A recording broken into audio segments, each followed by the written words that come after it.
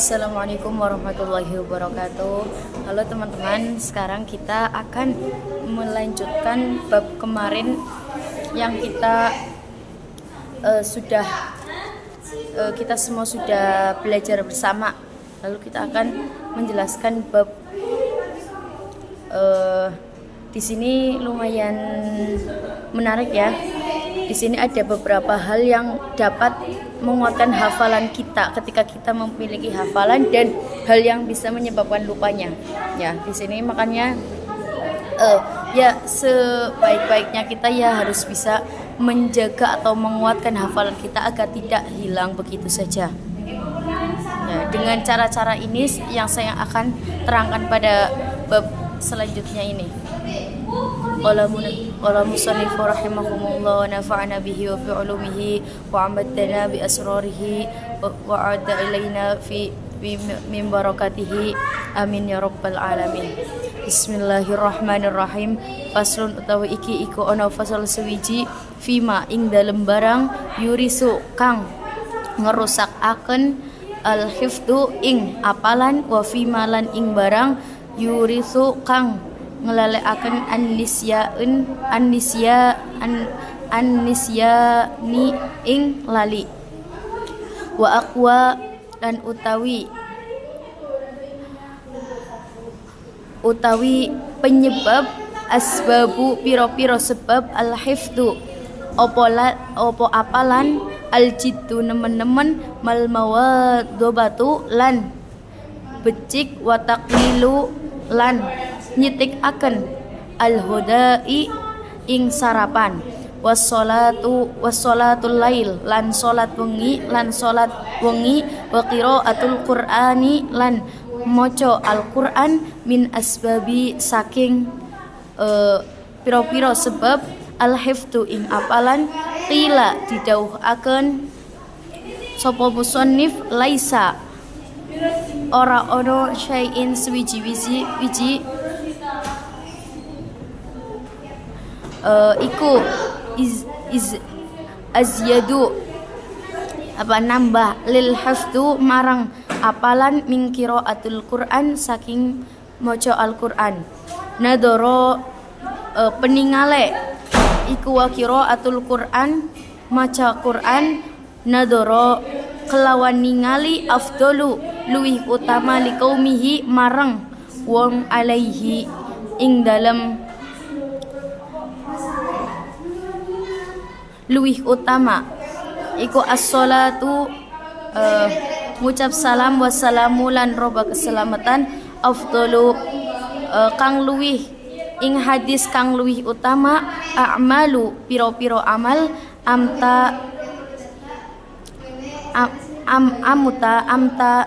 amal ingsun qiraatul Qur'an ing maca Al-Qur'an nadoro kang ningali. Ya, jadi di sini saya akan menjelaskan bahwa ada beberapa hal yang bisa menguatkan hafalan kita dan ada beberapa sebab yang dapat menyebabkan hafalan kita itu lupa. Yaitu yang pertama yaitu al-jiddu. Al-jiddu itu dijelaskan bahwa harus nemen-nemen. Jadi ketika kita memiliki niat untuk menambahkan hafalan atau untuk menghafal Al-Qur'an, kita itu harus mempunyai niat yang jiddun, sungguh-sungguh, yang nemen-nemen. Jadi yang kedua yaitu al-mawadibatu lan istiqomah. Jadi ketika kita ingin menanamkan jiwa untuk menghafalkan Quran, kita itu harus mengistiqomahkan hal tersebut. Contohnya kita membuat jadwal untuk hari ini kita untuk memudarosah atau menderes untuk hafalan ini, surat ini dan sebagainya. Makanya kita itu harus bisa manage waktu kita, hari kita untuk bisa mengatur hari ini untuk setoran apa, hari ini untuk menambah, hari ini untuk murojaah dan sebagainya. Sesuai dengan metode, karena metode itu kan setiap orang itu mempunyai metode yang berbeda-beda dengan tujuan juga yang berbeda-beda. Ya. Yang ketiga yaitu wa taqlilul ghadai, lan menyedikitkan sarapan. Maksudnya menyedikitkan sarapan itu untuk kita salah satu maksiat itu kan ada taklilul huda ya, maksudnya menjaga perut itu maksudnya apa? Untuk kita itu tidak selalu memikirkan makan. Suatu kebutuhan makan itu hanya diperlukan untuk kebutuhan saja. Ketika kita perlu, ketika kita lapar kita makan, ketika kita ngantuk kita tidur. Jangan waktu yang seharusnya kita untuk belajar itu kita gunakan untuk tidur dan sebagainya, itu menyedikitkan makan. Tidak, ketika kita sudah merasa kenyang maka berhentilah, karena sudah ada yang menjelaskan bahwa makanlah berhentilah sebelum engkau kenyang gitu ya. Lalu yang keempat itu wassalatul lail, salat malam. Ya, salat malam atau menghidupkan malam. Pada menghidupkan malam itu kita itu dilihat dari atas itu seperti seperti sama dengan seperti langit di antara bintang-bintang yang begitu banyaknya, dan kita itu bercahaya seperti bulan purnama. Nah, itu perumpamaan sholat ketika kita sholat di malam hari. Nah, seperti itu. Dan dan tidak lupa juga pula ketika kita habis sholat diusahakan untuk kita selalu mudarosah atau mendereskan hafalan kita, ngaji kita yang akan kita setorkan kepada guru-guru kita. Dan yang kelima itu membaca Al-Qur'an, wa qiraatul Qur'an, membaca Al-Qur'an. Dan nih salah satu orang yang ingin menempelkan hafalannya,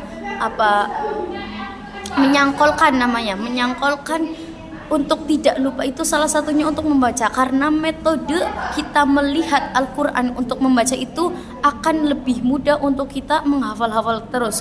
Contohnya makanya ya, kalau kita sedang hafalan Al-Quran itu sebaiknya memakai satu Al-Quran saja, jangan berganti-ganti, karena di dalam satu Al-Quran itu kita akan mengingat kertas-kertas di dalamnya, maksudnya kertas halaman ini dan sebagainya.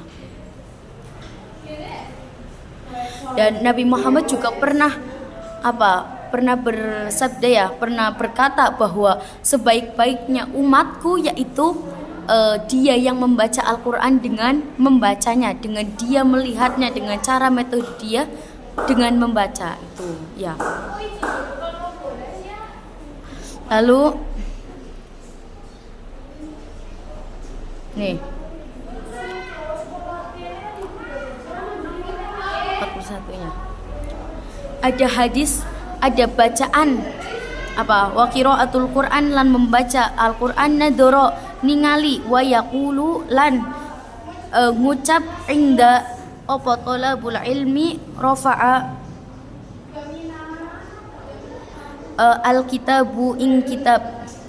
Nih ada salah satu cara untuk kita memperkuat hafalan kita, yaitu dengan mengangkat kita membaca doa. Doanya apa? Doanya pada kitab Ta'limul Muta'alim itu dijelaskan pada halaman 41 yang berbunyi Bismillahi subhanallah walhamdulillahi wala ilaha illallah wallahu akbar wala hawla wala quwata illa billahil aliyyil azim al azizul alim adada kulli harfi kitabi wa yaktubu abadal abidin wa dahirid dahirina.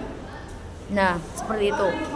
Terkadang itu untuk kita untuk mengawali kita untuk membaca Al-Quran, kita bisa menggunakan doa tersebut.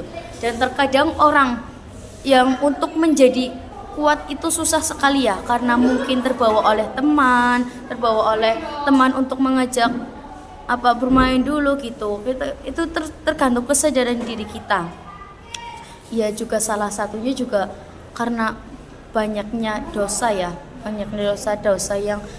kita rasa ataupun tidak, dosa yang kita lakukan sengaja ataupun tidak, dosa yang kita hindari atau tidak, itu kan kita tidak tahu bahwa itu dosa atau tidaknya ya.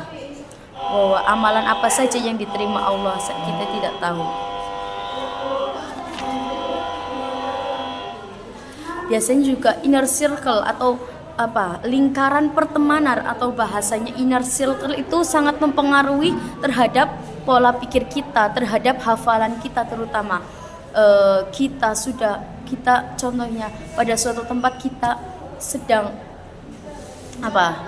mengaji nih sendirian, ada teman yang mempengaruhi untuk bermain, pasti ada satu pikiran kita untuk mengikutinya. Karena apa?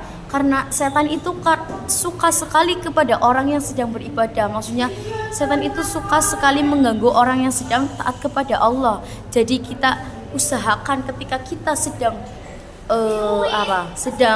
membaca Al-Quran itu, kita usahakan untuk menghadap kiblat, untuk berwudu terlebih dahulu, itu terutama yang harus ya.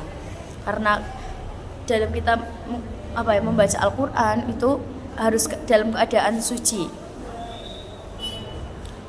Juga ada di dalam pertemanan, dalam gerombolan lingkaran pertemanan, ada satu contoh yang bisa kita ambil hikmahnya untuk kedepannya nanti, terutama bagi santri-santri. Ya, di sini dijelaskan bahwa ada dua orang anak itu pulang dari desanya sehabis mencari ilmu selama beberapa tahunan itu di pondok pesantren. Lalu yang satunya itu pintar sekali ya, yang satunya kok tidak pintar. Lah orang-orang itu pada bertanya, kenapa? Padahal dia pondok yang sama, sekamar yang sama, makan yang sama, tetapi kok beda hasilnya itu. Dipertanyakan itu kepada orang-orang yang di rumahnya, kok bisa seperti itu sih? Akhirnya ahli fikih itu pada mencari tahu apa sih penyebabnya, apa sih yang menyebabkan anak ini kok pintar, anak ini kok tidak, itu tentang keduanya lalu diselidiki. Akhirnya apa yang terjadi kepada dua anak itu, ternyata yang berhasil itu ketika pada saat belajar terutama belajar atau mengaji itu, dia selalu mengulang-ulang, dia selalu memudarosahkan pelajaran itu, dan ketika ia memudarosahkan, menderes, dia itu menghadap kiblat untuk melakukan pelajaran, untuk mengulang-ulangnya. Lalu yang tidak berhasil, apa itu penyebabnya? Dia itu selalu membelakangi kiblat. Jadi berpengaruh ya, maksudnya yaitu karena ahli fikih ada yang meneliti bahwa seperti itu, makanya di sini ya diusahakan, tidak apa-apa.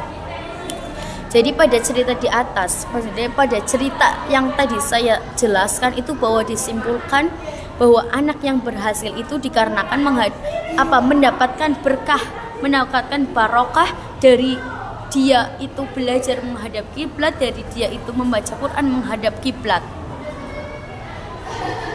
Ya, juga karena mungkin pas dia dalam hal konteks belajar, dia itu selalu memperhatikan guru, dia tidak tidur, dia selalu mencermati apa kata-kata guru, maka mungkin dari situ dia mendapatkan berkah yang berlipat-lipat dari orang alim.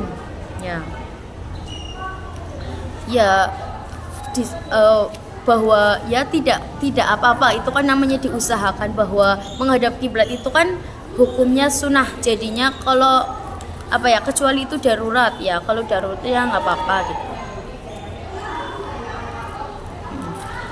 Tidak apa-apa kita itu tidak menghadap kiblat untuk membaca Al-Quran terutama, karena tapi dalam konteks itu kita itu tidak boleh meremehkan menghadap kiblat, karena banyak sekali manfaat, banyak sekali berkah dari kita menghadap kiblat. Kan juga kiblat kan salah satu tempat untuk kita menghadap, untuk kita bersembahyang, untuk kita sholat kepada Allah ya. Mungkin cukup sekian dari saya. Kita lanjutkan pertemuan yang akan datang. Billahi taufiq wal hidayah. Wassalamualaikum warahmatullahi wabarakatuh.